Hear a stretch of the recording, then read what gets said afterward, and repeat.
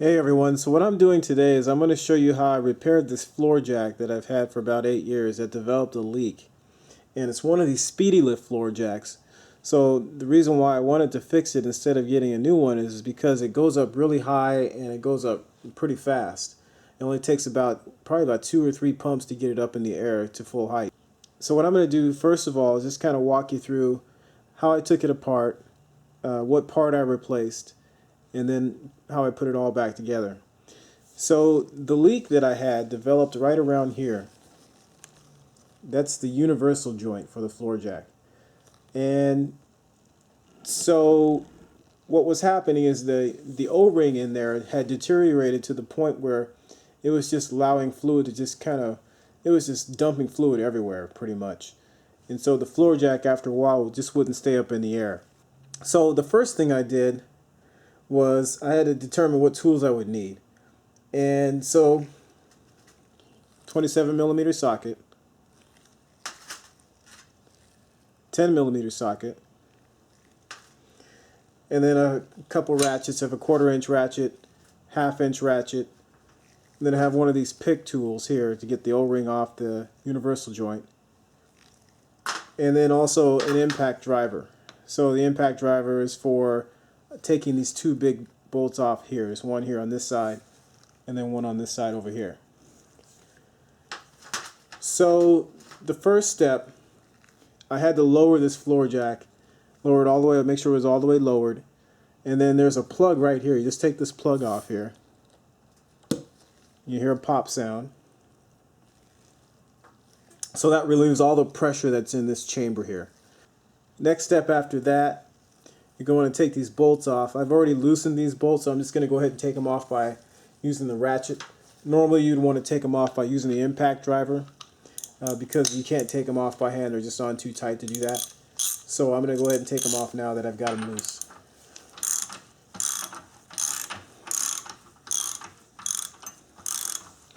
And before I go too far, you're going to want to make sure you check the orientation of this spring here. If you notice, the part of this spring here is right after this peg here. So just look underneath there and then just make sure you understand where all this has to go back when you put it all back together. So this this bolt comes loose here.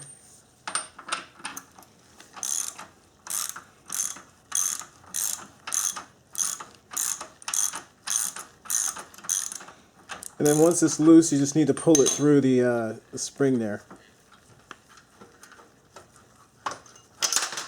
That comes off. You set this off to the side.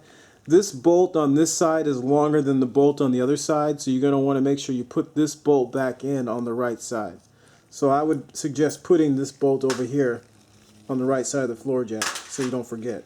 Next step is you want to take the other bolt off the other side.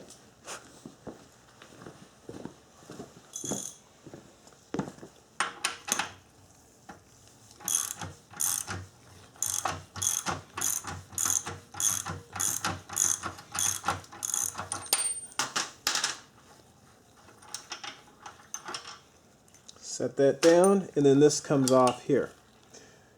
So then you just put the arm off to the side, and so you're left with the universal joint here, and then there's this bolt here for that bracket that goes around the universal joint. So to get the first thing you're going to want to do is take the bracket off. So that requires a 10 millimeter socket.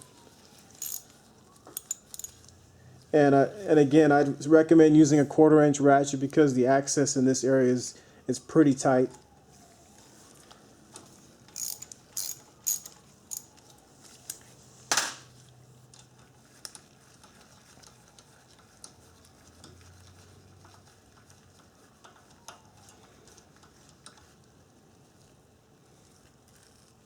That comes off, the bracket comes off. Then the next step is you're going to want to unscrew this universal joint. So you unscrew that.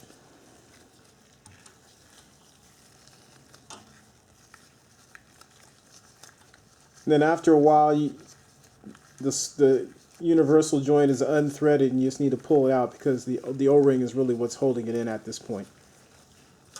This comes out like that. So if you notice here, there's the universal joint, there's an O-ring right there.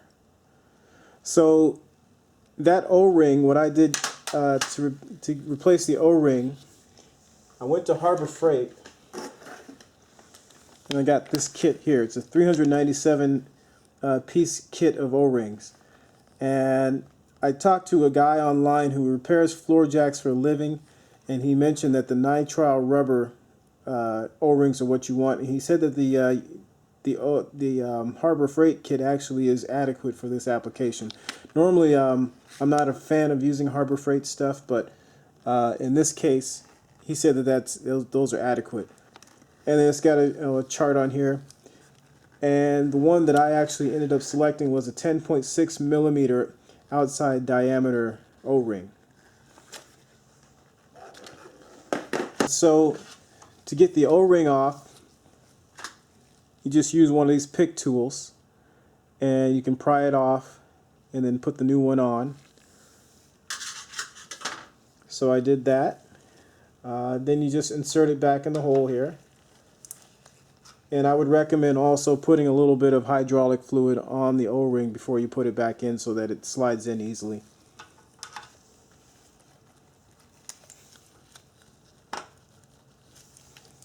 So you slide it back in and then screw it in.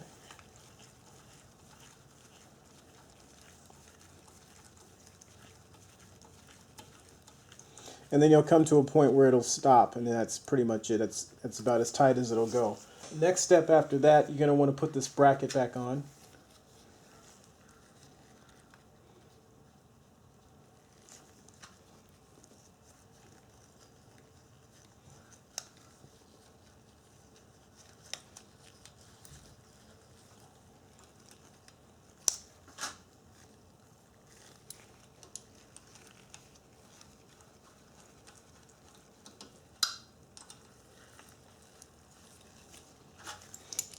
And then to tighten this bracket, you really don't have to go very tight, or to tighten the bolts for this bracket.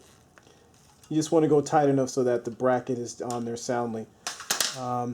Because again, this bolt is just to hold the bracket. There's really no structural integrity issues in terms of how the floor jack works. Next thing after that, you're going to want to check your fluid level here.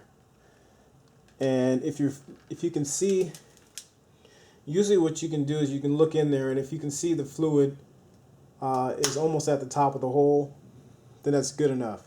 In my case, what I ended up doing was dumping out the fluid and putting new fluid in there. I just wanted to start fresh. So you just turn the floor jack over and just let it run out. And that's one of the reasons why I have it on this oil pan here, is because I dumped all the fluid out. So after you check your fluid level, you're going to want to put this plug back in if you got your fluid all set in there.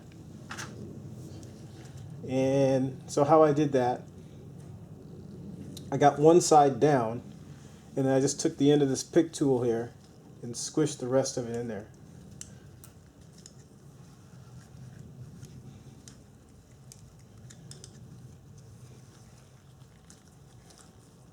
Takes a little bit of work to get this back in, but then you should be good to go.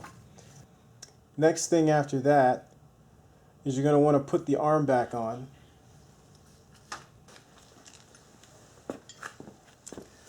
So this arm, again, you want to check the orientation of the spring. The spring goes on with the arm. How I did this, first of all, though, was I actually put the universal joint back through here.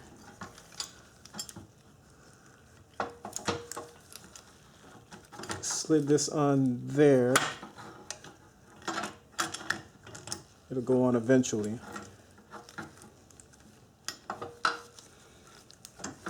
So I got this back in the frame.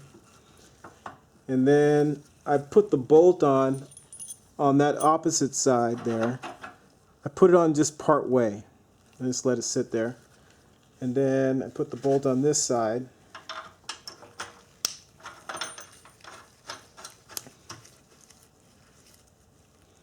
Put that on part way for now.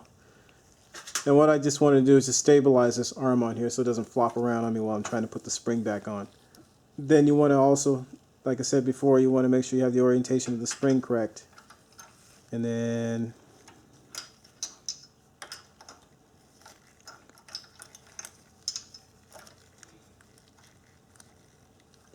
just slide the bolt. You push on the spring like your thumb and just slide the bolt through there.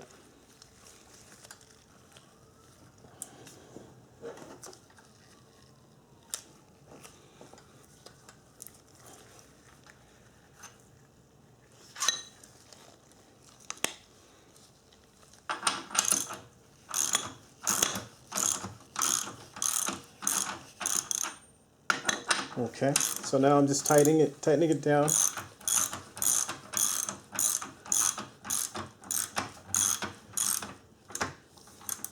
So I'll tighten it down as I don't have it all the way tight, but just enough so that it's sort of hand tight. Do this side here. So I've got that all back together. Then the next step after that, I don't really know the torque spec on this, but I would probably suggest tightening it for now to about 50 foot-pounds. Somebody else out there can probably correct me on that, and I'll try to find the torque spec if I can.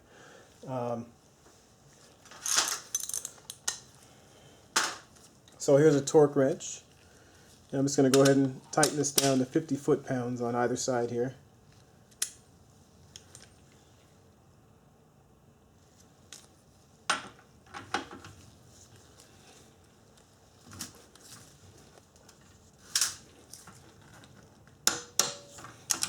That side's tight.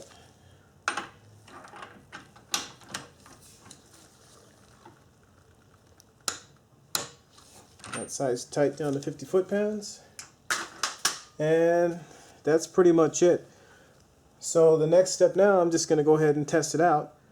And you may also have to bleed the air again out of this, but I think at this point it's probably good enough. But if you have to bleed the air out, you just lower the jack down, pull the plug off, and then put the plug back on and jack it back up. So I'm going to go ahead and test it out. So I'll raise it first. Notice it goes all the way up to full height. And then I'll just go ahead and lower it and see if it goes down smoothly.